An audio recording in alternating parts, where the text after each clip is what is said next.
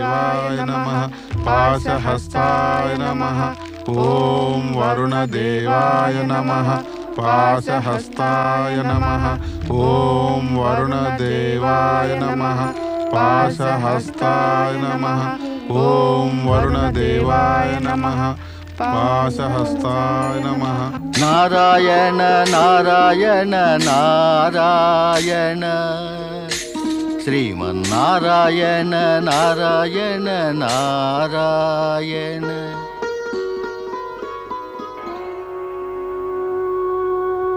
నారాయణ నారాయణ ప్రభు, తమరిది ఇదేమి లీల ప్రభు? ఏం అవసరం వచ్చిందని ఇలాంటి లీలలు చూపుతున్నారు ప్రభు? ప్రభు,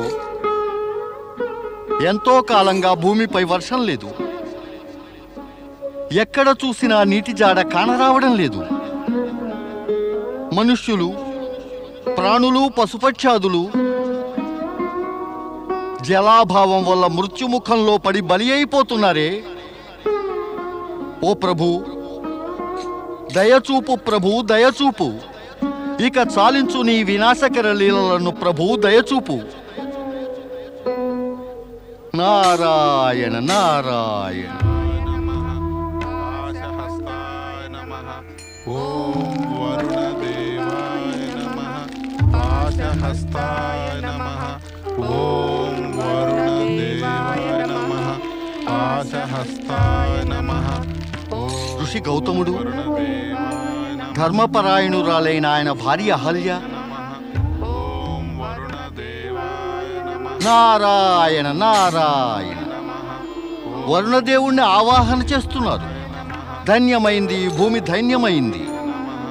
ఇక్కడ కష్టాలను, జనహితం గురించి యోచించేవారు కూడా కొందరున్నారన్నమాట. ధన్యమైంది ఈ భూమి, ధన్యమైంది.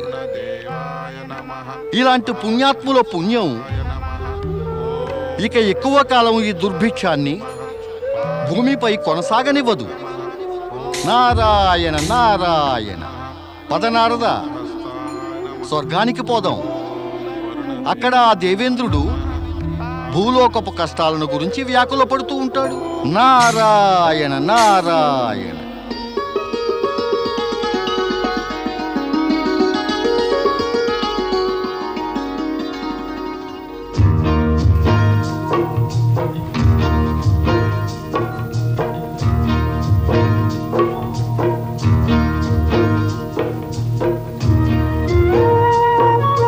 నారాయణ నారాయణ. అటు చూడు దేవి, అదిగో అటు చూడు. మయూరము మయూరి రెండు తన్మయత్వంతో నృత్యం చేస్తున్నాయి. అవును స్వామి, ఎంత అందంగా ఉందో కదా. ఈ గగన విహారం ఎంతో ఆనందాన్ని ఇస్తోంది. నారాయణ నారాయణ. గగన విహారం చేస్తున్నారా దేవేంద్ర? అవును దేవర్షి, అందాలు చూస్తూ ఉంటే సంతోషం కలుగుతుంది కదా. తప్పక కలుగుతుంది. కానీ సంతోషంతో పాటుగా మనం నిశ్చింతగా, సురక్షితంగా కూడా ఉంటే సంతోషాన్ని సంతోషంగా అనుభవించగల ఆనందం పరమానందమే అవుతుంది. మా సంతోషానికి ఏదైనా అడ్డు తగులుతుందా దేవర్షి? శచీదేవి, కూర్చునే స్థానం గనక కేవలం ఆసనమే అయితే ఏ ఇబ్బంది కలగబోదు. కానీ అదే ఆసనం సింహాసనం అయితే దానికై శత్రువులంతా కొంతగానైనా తగవులాడడం జరుగుతూనే ఉంటుంది. అలాంటప్పుడు సింహాసనారూఢుడైన అధిపతి భోగ విలాసాలు, అమితోల్లాసాలలో మునిగి స్థిరుడైపోతే అతడి భవిష్యత్తు అస్థిరమైపోతుంది. శచీదేవి, ఈ సంతోష సమయంలో తమరు ఇలా మాట్లాడతారని దేవర్షి. స్వర్గాధిపతులకు ఇలాంటి అమితోల్లాసాలు సహజమే కదా. మరైతే ఇబ్బందులు, కష్టాలు, ఆపదలు కలగడం కూడా సహజమే కదా దేవేంద్ర. గుర్తుంచుకోండి, లోకంలో సృష్టించబడిన భోగాలన్నిటి వెంట ఏదైనా ఒక రోగం ఉండి తీరుతుంది. మరి తమరెందుకు అనుకుంటున్నారు దేవేంద్ర, తమరికి ఈ అధికార ప్రాప్తి భోగాలు అనుభవించడానికేనని? తమకి భ్రమ ఎందుకు కలిగింది దేవేంద్ర? ఈ స్వర్గపు సింహాసనము, ఈ సుఖాలు తమరు అనుభవించడానికే అమిరాయని. సింహాసనంతో పాటు సుఖాలు, ఆ సుఖాల వెంట భోగాలు కలుగుతూనే ఉంటాయిగా దేవర్షి. కాదు, ఎన్నటికీ కాదు, ముమ్మాటికీ కాదు. సింహాసనం ప్రాప్తించడం దేవేంద్ర కర్తవ్యాన్ని, బాధ్యతను నిర్వర్తించేందుకే. సుఖాలు లభించటంతోటే వెనువెంటనే బాధితులకు సుఖాలు అందజేయాలి సుమా. కానీ తమరు ఏ అభిప్రాయాలను, సిద్ధాంతాలను, ప్రమాణాలను నమ్ముతున్నారో దేవేంద్ర, వాటిని బట్టి ఆధిపత్యం పొందినవారు పదవిని, స్థానాన్ని, ఇంకా సుఖాలను కేవలం అనుభవించటానికేనని అనుకుంటారు. ఇలాంటిది జరిగినప్పుడల్లా ఆసనం ఊగిసలాడుతుంది. దానివల్ల ప్రకృతి యొక్క శక్తులన్నీ కూడా ఆ సుఖభోగికి విరుద్ధమైపోయి చివరికి అతడి పతనానికే దారితీస్తాయి. వద్దు దేవర్షి, వద్దు. దయచేసి అలా కటువుగా మాట్లాడకండి. నేను చెబుతున్నదంతా కూడా ఆ ప్రకృతి చెప్పేది, చేసేది మాత్రమే. తమరే స్వయంగా ఆలోచించి చూడండి దేవేంద్ర. తమరు భోగవిలాసాల్లో మునిగి తేలినప్పుడల్లా కూడా ప్రతిసారి తమరు దుర్బలులయ్యారు. తమరలా దుర్బలులైనప్పుడల్లా అసురులు బలవంతులై తమపై దాడులు కూడా చేశారు. అనేక మార్లు వారు తమ స్వర్గాన్ని హరించారు కూడా. అప్పుడు తమరు పరిగెత్తి ఏ బ్రహ్మదేవుని వద్దకో, లేదా మహావిష్ణువు వద్దకో, లేకపోతే ఆ పరమేశ్వరుని వద్దకో అసహాయులైపోయి సహాయం కోర వెళ్ళారు. వారెంతకాలం తమరికి సహాయం చేసి ఉద్ధరించగలరు? నారాయణ నారాయణ. అసమయ, అసంతులిత, అనవసరమైన సుఖభోగాలు ఎప్పుడూ ప్రతి ఒక్కరిని దుర్బలులుగా చేయగలవు దేవేంద్ర. తమరు తమను, తమ వారిని కాపాడాలంటే బలాన్ని సాధించాలి. మరి బలాన్ని పొందవలనంటే భోగవిలాసాలను మానుకోవలసిందే దేవేంద్ర. దేవర్షి, తమరిదంతా చెప్పారు కానీ నేనేం చెయ్యాలనేది మాత్రం చెప్పనే లేదు. నారాయణ నారాయణ. ఇప్పుడు ఇది కూడా నేనే చెప్పాలా?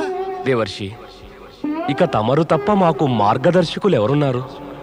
ఆహాహా, మార్గదర్శనమా? ప్రియమైన, అమూల్యమైన మాట మార్గదర్శనం. కానీ దేవేంద్ర, కేవలం మార్గాన్ని చూపించినంత మాత్రాన ఏమీ అవదు. ఆ మార్గంపై పయనించడము అవసరమే. అదే శుభదాయకం. నారాయణ నారాయణ. అలాగే తమరు చెప్పిన మార్గంపైనే మేము పయనిస్తాము దేవర్షి. ఎప్పుడు చేస్తారు? ఎలా చేస్తారు? తమరా భూలోకవాసుల బాధలను విస్మరించి ఇక్కడ గగన విహారాలు చేస్తున్నారు. ఆనందోల్లాసాల్లో మునిగి తేలుతున్నారు. పయనమైతే చేస్తామంటారు. నారాయణ నారాయణ. దేవేంద్ర, తమరిది మరువరాదు. అధికారం, ఉన్నతాసనం, పుణ్యప్రాప్తి అనేవి దీనార్తులపైన, పీడితులపైన దయాభావం చూపినప్పుడే ప్రాప్తిస్తాయి దేవేంద్ర. ఇతరులకు సహాయం చేయనంత కాలము తమకు ఎటువంటి సహాయము లభించనే లభించదు. తమరు నిజమే చెబుతున్నారు దేవర్షి. నారదుడెప్పుడైనా అసత్యం పలికాడా దేవేంద్ర? తమరు సత్యాన్ని ఆమోదిస్తూ కూడా సత్యాచరణకు ఉపక్రమించటం లేదే దేవేంద్ర. తమరు భూలోకవాసులకు పూజ్యులే. తమ చాకచక్యాన్నంతటినీ ప్రయోగించి భూలోకవాసుల కష్టాలను నివారించ ప్రయత్నించండి. దేవర్షి, భూలోకవాసులకు గల కష్టాలు ఏమిటి? దేవేంద్ర, తమరికి ఈ మాత్రం కూడా తెలియదా ఎవరికే కష్టమో? నారాయణ నారాయణ. వరుణదేవుణ్ణి ఆవాహన చేయండి. ఒకవేళ ఆయనకు తెలుస్తుందేమో. వరుణదేవా, ప్రత్యక్షం కండి.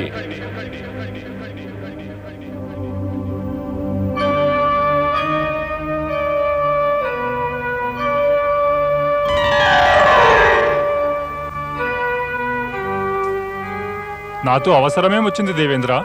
వరుణదేవ, తమకు భూలోకవాసుల కష్టాల గురించి ఏమైనా తెలుసునా? క్షమించండి దేవర్షి, నాకు భూలోకవాసుల కష్టాలేమిటో తెలియదు సుమా.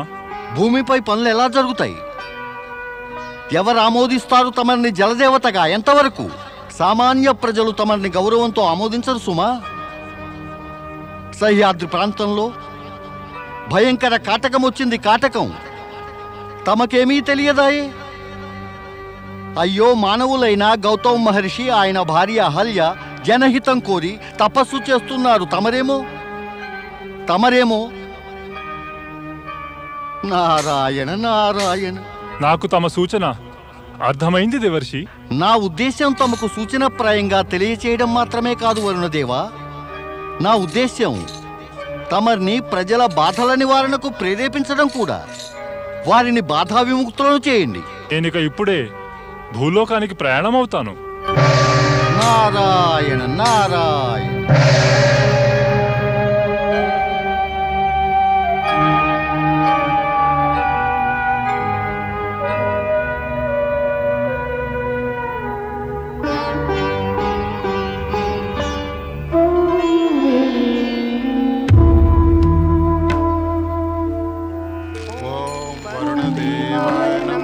పాశహస్తాయ నమః.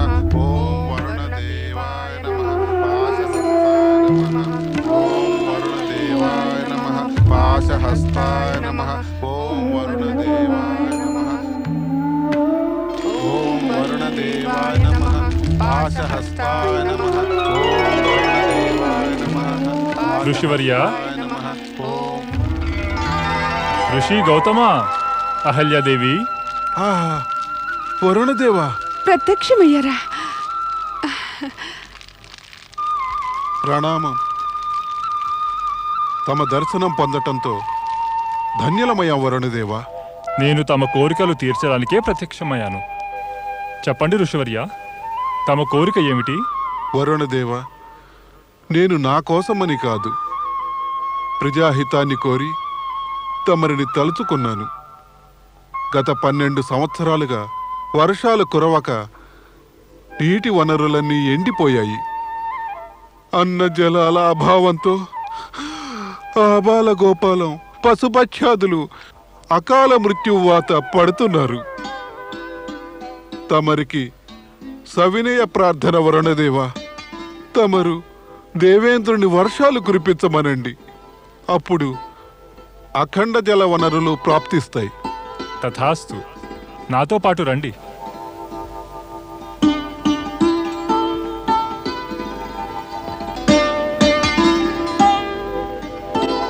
ఓం నమః శివాయ.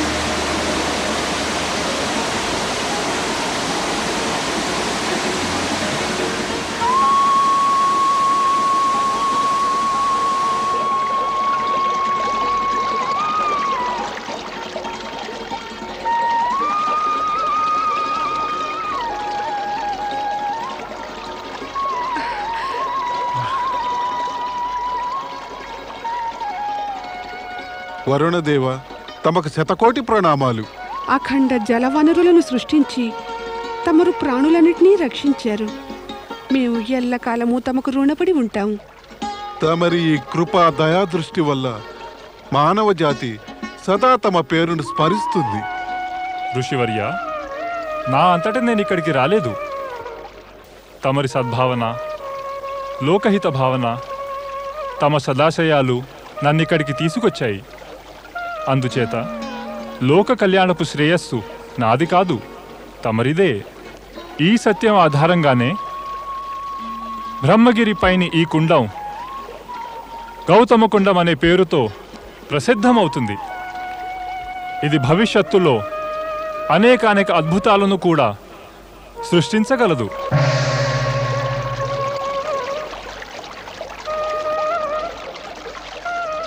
ఓం వరుణదేవాయ నమః.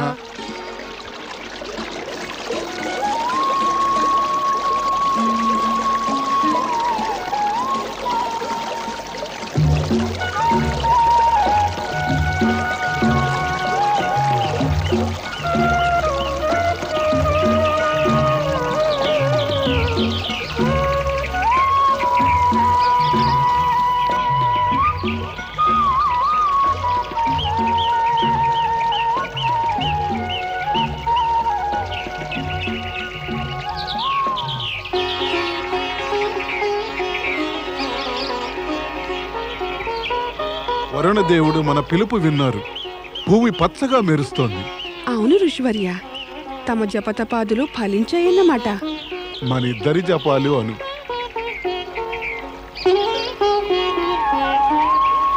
ఓం నమః శివాయ, ఓం నమః శివాయ, ఓం నమః శివాయ, ఓం నమః శివాయ, ఓం నమః శివాయ, ఓం నమః శివాయ, ఓం నమః శివాయ, ఓం నమః శివాయ. గౌతమ మహర్షి అహల్య తపస్సు ఫలించింది. జలకొండం వెలిసిందిగా, ఇక జలాభావం ఉండబోదు. ఆయన సుగుణాలను పొగుడుతున్నారెందుకు స్వామి? జపతపాదులు మనం చేసినా జలాల ప్రాప్తి కలిగేదే. కాదు కాదు, గౌతమ మహర్షి మహా తపస్వి.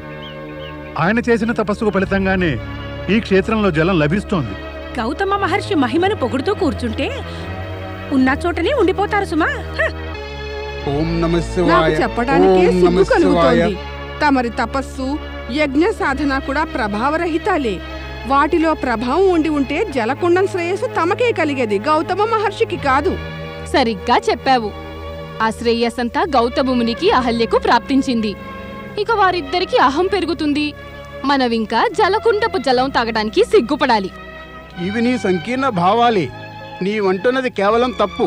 అదేం తప్పు కాదు. వారిద్దరికీ ఎప్పటికీ అహం తగ్గదు. ఆ జలప్రాప్తి వారి తపోబలంతో కలిగిందని మనమంతా సదా సిగ్గుపడాలి. మన భర్తలకు తపోబలం ఏవీ లేదని తేలిపోయింది. ఇంతకు తపోబలంతో జలాన్ని సాధించగలిగిన భర్తలను పొందటానికి మనం నోచుకోలేదు. ఇక ఇప్పుడు విచారించి ఏం లాభం? పరిస్థితి తెలుసుకో. గౌతమ్ మహర్షి మహత్తుతో పోలిస్తే మనం ఏపాటి? అందువల్ల మనం ఇంకా ఎల్లకాలము అహల్యాదేవి ఎదుట తలెత్తుకోలేము. ఇక మనం ఇప్పుడు కూడా జలకుండం నుంచి జలం తీసుకునొస్తే అక్కడ అహల్య ఉండనే ఉంటుంది. గర్వంతో నిక్కుతూ మనమంతా తలవాల్చుకుని మౌనంగా జలం తెచ్చుకుని తిరిగి రావాల్సిందే కదా. ఇలా మనం ఋషిపత్నులే పుట్టడం కన్నా పశుపక్ష్యాదులే పుట్టి ఉంటే బాగుండేదేమో. మనం పుట్టకుండా ఉంటేనే మరీ బాగుండేదేమో. ఎంతకాలం ఇలా అదృష్టాన్ని తిట్టుకుంటూ ఉంటాం? పదండి, నీళ్లు తెచ్చుకుందాం.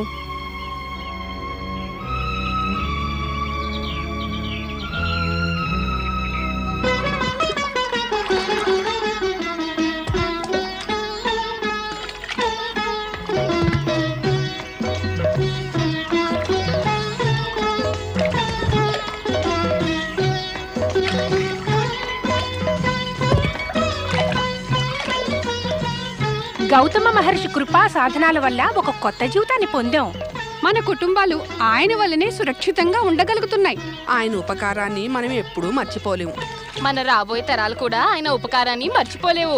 గౌతమ మహర్షులకు, ఋషిపత్ని అహల్యకు. అమ్మలారా, కాస్త వేచి ఉండండి. ఈ ఆటవీకులు నీరు నింపుతున్నారు. ఆ పిమ్మట మీరు మీ పాత్రలు నింపుకోండి. అవును అమలారా, వీరందరూ ఎప్పటినుంచో ఉన్నారు.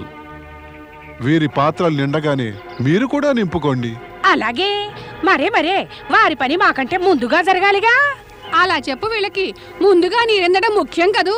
గౌతమ మహర్షికి ఆయన భార్యకు గర్వం పెరిగిపోయింది. ఈ జలకుండానికి వీరే స్వాములు, అధికారులునని. వీళ్ళ ఉద్దేశం ఈ జలకుండం తమ తపస్సు వలనే వెలిసిందని. లేదు లేదు, అలాంటి ఆలోచన మా మనసుకెప్పుడు తట్టనే లేదు.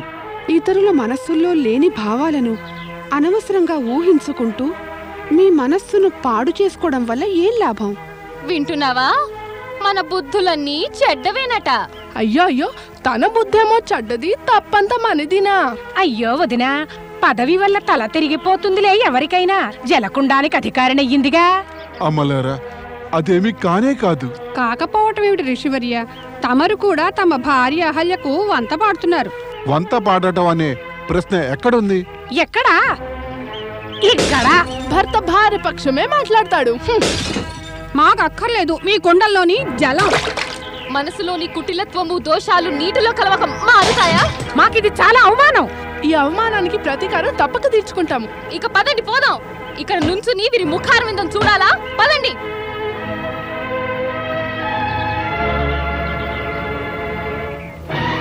దేవి అహల్య, ఈ ఋషిపత్నులతో తగాద మంచిది కాదు. నేనేం చేశాను? కేవలం వేచి ఉండమన్నాను అంతే. ఎంత గర్వం, ఎంత అతిశయం! మన అవమానానికి ప్రతీకారం తీర్చుకోవాలి. తీర్చుకోవాల్సిందే. మన భర్తలు సమర్థులైతే ఇటువంటి పని జరిగేదా అని. ఏమైంది దేవి? మీరంతా నీటికే వెళ్ళారు. మీ జలపాత్రలు కుండలు ఏవి? పగలగొట్టాం. వారి అతిశయము మా అవమానము రెండూ ఢీకొన్నాయి. చెప్పరాదు, ఏం జరిగింది? జరిగేదే ఉంది, అదే అహంకారం. అహల్యకు గౌతముడికి అహంకారం పెరిగింది. వారి యొక్క తపోబలం వల్లనే జలకుండం ఇక్కడ వెలిసిందని. గౌతమ్ మహర్షికి అహంకారం లేదే. నిజం చెప్పాలంటే మాత్రం జలకుండం వారి తపోబలం వల్లనే వెలిసింది. అంటే మేం చెప్తున్నది అసత్యం అంటారా? ఇంతకు మీకు కావాల్సిందేమిటి? ప్రతీకారం. ప్రతీకారం. ఎలాంటి ప్రతీకారం? మా అవమానానికే, మరేమిటి? కానీ మనం గౌతమ్ మహర్షిపై ప్రతీకారం ఎలా తీర్చుకోగలం? మా కోరిక ఏమంటే మీరంతా ఒక పెద్ద యజ్ఞాన్ని ఏర్పాటు చెయ్యాలి అని. ఎలాంటి యజ్ఞం? ఆ యజ్ఞం వల్ల వారి ఇరువురి యొక్క తపోబలము సర్వసిద్ధులు నాశనం కావాలి. వారి గర్వం పూర్తిగా నశించాలి. వారు కఠోర యాతనలకు లోనైపోయి కష్టాలు పడాలి. వద్దు వద్దు, అది అనుచితమైన పని. అయితే వారు కావించిన ప్రవర్తన ఉచితమంటారా? మరి ఏదైనా ఉపాయం ఆలోచించవలసిందే. కాదు, కేవలం ప్రతీకారమే. మళ్ళీ ఆలోచించండి. అందుకు అవసరమేం లేదు. అందరికీ స్పష్టంగా చెప్తున్నాను. వారిపై ప్రతీకారం తీర్చుకోవడంలో మీరంతా మాకు తోడ్పడకపోతే మేము ఈ ఆశ్రమాన్ని వదిలేసి ఎక్కడికో వెళ్ళిపోతాం. ఇక చేసేదేం లేదు. మనమంతా ఇంక యజ్ఞదేవతని ప్రసన్నుని చేసుకోవడానికి మహాయజ్ఞేష్టి యజ్ఞం చేయవలసిందే. ఇక మనకి మిగిలిందల్లా ఈ ఉపాయమే. ఓం యజ్ఞదేవాయ స్వాహా. ఓం యజ్ఞదేవాయ స్వాహా. ఓం యజ్ఞదేవాయ స్వాహా. ఓం మహేజ్వాయ స్వాహా. ఓం మహేజ్వాయ స్వాహా. ఓం మహేజ్వాయ స్వాహా. ఓం వరాయ యజ్ఞపురుషాయ స్వాహా. ఓం వరాయ యజ్ఞపురుషాయ స్వాహా. ఓం వరాయ యజ్ఞపురుషాయ స్వాహా. ఓం వరాయ యజ్ఞపురుషాయ స్వాహా. ఓం వరాయ యజ్ఞపురుషాయ స్వాహా. ఓం వరాయ యజ్ఞపురుషాయ స్వాహా. ఓం వరాయ తేజస్వే స్వాహా. ఓం వరాయ యజ్ఞవంశాయ స్వాహా. ఓం వరాయ తేజసే స్వాహా.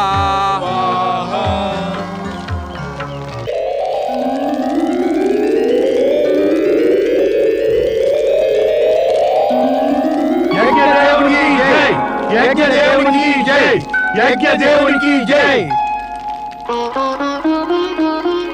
ఋషులారా, చెప్పండి, నన్ను మీరు ఏ ఉద్దేశపూర్తికై ఈ యజ్ఞం ద్వారా ఆవాహన చేశారు? యజ్ఞదేవ, మేము గౌతముడు అహల్యలపై మా అవమానానికి ప్రతీకారం తీర్చుకోవాలి. ప్రతీకారం మీరు తీర్చుకోదలిస్తే అందుకు నా అవసరమేముంది? యజ్ఞదేవా, తమరు వారిద్దరిని నాశనం చేయండి. నాశనం చెయ్యాలా? నేనా? అవును యజ్ఞదేవ, వారిని నాశనం చేయండి. ఆశ్చర్యం, పరమాశ్చర్యం. ఋషులు యజ్ఞాలు చేసేది లోక కళ్యాణానికి, నిర్మాణానికే. దేవతలు ప్రత్యక్షం అయ్యేది సుఖ సంపదలను, వరాలనివ్వడానికే. కానీ ఇక్కడ మీరంతా కోరుకుంటున్న వినాశం ఎవరిది? లోక కళ్యాణాన్ని కోరుతున్న వారిదే. ఇంకా ఈ వినాశ కార్యాన్నేమో నా చేత చేయిద్దామనా? ఇలా ఋషులు, దేవతలు సైతం వినాశ కార్యాలకై నడుము కట్టినట్లయితే ఇక అసురులకు, దైత్యులకు చేయడానికి మిగిలేదేముంటుంది? ఇలా సురాసురులు, ఋషివర్యులందరూ వినాశ కార్యాలకు ఒడిగడితే యావత్ ప్రపంచము నరకమే అయిపోదా? ఆవాహన చేశారు గనక నా చేత ఏదైనా లోక కళ్యాణ కార్యాన్ని చేయించుకోండి. వినాశ కార్యాలను ఎవరైనా పిలవకుండానే ఆపినా ఆగకుండా చేస్తారు గదా. వారికి అహంకారం పెరిగిపోయింది యజ్ఞదేవా. అహంకారాన్ని నాశనం చేయడం కూడా లోకహిత కార్యమే. వారికి అహం పెరిగిందని మీరే అంటున్నారు, నేను కాదు. మీరు నమ్మేదంతా నేను కూడా నమ్మనవసరం లేదు. నేను గౌతమ మహర్షికి హాని తలపెట్టను. తమరు దుర్భావనలను మర్చిపోయి ఏదైనా వరం కోరండి. అదే మీకు హితము, ఉచితము కూడా. యజ్ఞదేవ, మా ఆవాహనకు ప్రత్యక్షమైన మీరు మేము చేసిన యజ్ఞ ఫలాన్ని మాకు ఇవ్వక తప్పదు. అందుకే కదా నేను వచ్చినది. యజ్ఞఫల రూపంలో మేము గౌతముడు అహల్యుల వినాశనాన్నే కోరుతున్నాము. యజ్ఞఫలమనేది వినాశ రూపంలో ఎప్పుడూ లభించదు. భవిష్యత్తులో అలా జరగబోదు కూడా. వినాశం ఇలాంటి యజ్ఞం వంటి పవిత్రమైన మంగళప్రదమైన కార్యం వెనుక దాగదలిస్తే ఈ భూమిపై మృత్యువు ఇక దుర్భావననే గజ్జగట్టి దుఃఖము బాధలనే మృదంగంపై కరాల నృత్యం ఆరంభిస్తుంది. ఇప్పుడేం చేయాలి? యజ్ఞదేవుడు గౌతమునికి చేతుల హాని కలిగించరు. అయితే పరోక్షంగా చేయమందాం. అలాంటి యుక్తి ఏదో పన్నాలి. ఒక ఉపాయం ఉంది. ఏమిటది? ఓ యజ్ఞదేవ, తమరు గనుక ప్రత్యక్ష రూపంలో గౌతమునికి హాని చేయదలచకపోతే మా ప్రార్థన ఒకటి మన్నించండి. ఏమది? తమరొక బక్క చిక్కిన చావబోతున్న గోవు రూపాన్ని ధరించి గౌతమ మహర్షి ఆశ్రమానికి వెళ్ళండి. అక్కడికి వెళ్ళి మీ ప్రాణాలను విడవండి. అప్పుడు ఆయనకు గోహత్యాపాతకం తగులుతుంది. మేమంతా ఆయనను ప్రాయశ్చిత్తం కోసం బలవంత పెడతాం. ప్రత్యక్షంగానో లేక పరోక్షంగానో మీరు నా ద్వారా గౌతమ మహర్షికి హాని చేయబోనుకున్నారు. ఇది అనుచితమే. మీరంతా ఏదైనా పనికొచ్చే వరం కోరుకోకూడదా? యజ్ఞదేవ, ప్రత్యక్షమైనాక తమరు మాకు యజ్ఞఫలాన్నివ్వక తప్పేది లేదు. యజ్ఞఫలమనేది యాచకుల ఇచ్ఛానుసారమే ఇవ్వబడుతుంది. తమరు మా ప్రార్థన మన్నించక తప్పదు. ప్రత్యక్షమయ్యాను గనక ఫలాన్ని ఇవ్వక తప్పేది లేదు. నేను చనిపోయే గౌనవుతాను. ఇక చూడవలసిందే వారిద్దరి దుర్దశ ఎలా ఉంటుందో. గౌతముడు అహల్య ఇద్దరూ కళంకితులైపోతారు. కళంకం అంటే మృత్యువుకు సమానమే.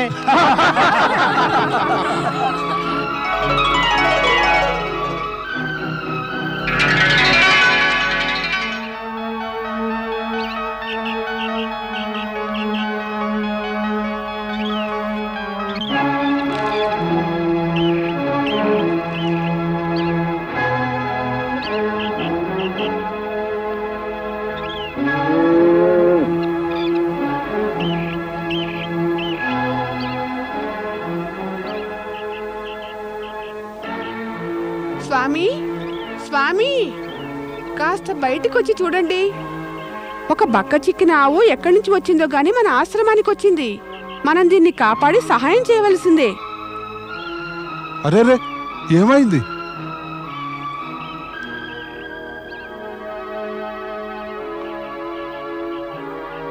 ఈ ఆవు మన ప్రాంతానికి కాదు. మరి ఎక్కడి నుంచి వచ్చింది? మరేదో ప్రాంతం నుంచి వచ్చింది. ఎందుకంటే మన ప్రాంతంలోని ఆవులన్నీ కూడా కరువు యొక్క ప్రభావం నుంచి బయటపడి హాయిగా తిరుగుతున్నాయి. కానీ ఈ గోవు మాత్రం రోగంతో బలహీనంగా ఉంది. అరేరే, ఇది పడుకుందే. అయ్యో స్వామి, దీని ప్రాణం పోయినట్టుంది. అయ్యో, ఎంత అనర్థం జరిగింది. ఇప్పుడు ఏం చెయ్యాలి? గోమాత, నేనేం అపరాధం చేశానని వచ్చి నా ప్రాంగణంలో ప్రాణాలు వదిలేవు. అయ్యయ్యో, ఆవు చచ్చిపోయింది. ఆవు చచ్చిపోయిందా లేక దాని ప్రాణాలు తీశారా? ప్రాణాలు తీశారా? ఎవరు? ఇంకెవరున్నారు ఇక్కడ? దీని ప్రాణాలు ఎవరు తీస్తారు? ఏమిటి మీరు అంటున్నది? ఏదైనా అనే ముందు ఆలోచించి మరీ అనండి. మా ఆశ్రమంలో ఒక ఋషి చేత గోవధ జరగగలదా? జరిగింది, జరిగిపోయింది అంటే జరిగింది అన్నమాటే. ఇప్పుడు ఎలా జరిగింది నా ప్రశ్నే లేదు. కాదు కాదు, ఇది నిజం కానే కాదు. ఈ ఆవిక్కడ ఈ ఆశ్రమంలో చచ్చిపోయిందనేది అబద్ధమా? ఇది కూడా నిజమే కదా. ఈ ఆవు మీ ఆశ్రమంలో మీరిద్దరూ చూస్తుండగానే చచ్చిపోయింది. మీ ఇద్దరు కూడా కలిసి గోహత్య చేశారు. మీ ఇద్దరు కూడా గోహంతకులు. గోహత్య చేసిన పాపుల్లారా, మీది ఒక బ్రతికేనా? నేటిదాకా ఏ ఋషి కూడా గోహత్యాపరాధం చేయలేదు. మేమీ అపరాధం చేయలేదు. అపరాధులు ఒప్పుకుంటారా? అపరాధం చేశారని? మేము అపరాధం చేస్తే కదా. మీరిక్కడి నుంచి వెళ్ళిపోండి. బ్రహ్మగిరి క్షేత్రం వదిలిపోండి. మీరిక్కడి నుంచి వెళ్ళవలసిందే. కానీ ఎందుకు వెళ్ళాలి? ఎందుకంటే మీరు గోహంతకులు కనుక. మీ వంటి గోహంతకుల ముఖం చూడడం కూడా పాపమే. మీరిక్కడ గనక ఉంటే నిత్యము మేము మీ ముఖాలు చూస్తూ ఉండాలి. మీ ముఖాలు చూస్తే మాకు కూడా పాపం చుట్టుకుంటుంది. వెంటనే వదిలిపెట్టండి ఆశ్రమాన్ని. మీరిక్కడ ఉన్నంత కాలము ఆ అగ్నిదేవుడు పితృదేవతలు మేవిచ్చే ఏ హవనాన్ని స్వీకరించరు. మీ పాపాల నీడను మాకు తగలనివ్వకండి. వెళ్ళండి, వెళ్ళిపోండి ఇక్కడి నుంచి. ఆ కారణంగానే గోహత్యా పాతకం మాకు అంటగడుతున్నారు. అసలు ఈ బలహీనమైన ఆవు ఎక్కడి నుంచి వచ్చిందో దీన్ని కాపాడుదామంటే ఈ లోపలే. చాలు చాలు, మీరు మాకింకేమి చెప్పనవసరం లేదు. ఇప్పుడు మీరిద్దరూ వెంటనే ఈ ఆశ్రమాన్ని వదిలి వెళ్ళకపోతే మేము సహ్యాద్రి క్షేత్రంలో ఋషాశ్రమ వాసులను పిలిచి మీ గోహత్యా పాతకాన్ని వారి ముందుంచుతాం. ఇలాంటి అనర్థాన్ని ఎందుకు తెచ్చి పెడుతున్నారు? ఎందుకంటే మీరు గోహంతకులు. స్వామి, అకస్మాత్తుగా మనకి విపత్తు ఎలా కలిగింది? విధాత కనికరించకపోతే ఇలాంటి సంఘటనలే జరుగుతాయి దేవి. అంత కాలమహిమ అయి ఉండాలి. మీ వేదాంతాలు, మీ ఏడుపులు ఎక్కడికైనా వెళ్ళి కానివ్వండి. మీరంతా అంగీకరించినట్టేగా మేము గోహత్య చేశామని. ఇక మేమేం చెప్పినా మీరు ఏమీ వినిపించుకోరు. అయితే సరే, కానీ ఒక్క మాట మాత్రం చెప్పండి. మాకు ప్రాయశ్చిత్తానికి, చేసిన పాపం పోవటానికి ఏదో మార్గం ఉంటుంది. అవును, అన్ని పాపాలు కడిగేసుకోవడానికి పద్ధతి ఉంది. ఇప్పుడు నువ్వు చేసిన పాపాలను ప్రకటిస్తూ 3 మార్లు బ్రహ్మగిరి చుట్టూ ప్రదక్షిణ చేయాల్సి ఉంటుంది. నీ పాపాలకు ప్రాయశ్చిత్తం చేయదలుచుకుంటే ఆ గంగను ఆవాహన చేసి గంగాజలంలో స్నానం ఆచరించి నీ పాప ప్రక్షాళన చేసుకో. ఇదే నీకు ప్రాయశ్చిత్తమవుతుంది. మాకు సమ్మతమే, ప్రాయశ్చిత్తం చేసుకుంటాం. మేమిద్దరం పరమేశ్వరుణ్ణి ఆరాధిస్తూ ఇక్కడ పార్థివ పూజలను చేస్తాం. అంతేకాదు, బ్రహ్మగిరికి ప్రదక్షిణ చేసి అనుకున్నట్టుగా ప్రాయశ్చిత్తం చేసుకుంటాం. కేవలం ఇదంతా చేస్తే ప్రాయశ్చిత్తం పూర్తవదు. మీరు గంగను బ్రహ్మగిరి దాకా తీసుకురావాల్సిందే. నీవు గంగను ఈ బ్రహ్మగిరి పర్వతం వద్దకు తీసుకురానంత వరకు నీవు చేసుకున్న ప్రాయశ్చిత్తం అసంపూర్తే. లేదమ్మలారా, పూర్తిగా ప్రాయశ్చిత్తం చేసుకుంటాం. జీవితం అంతా చేసుకోవాలి ప్రాయశ్చిత్తం.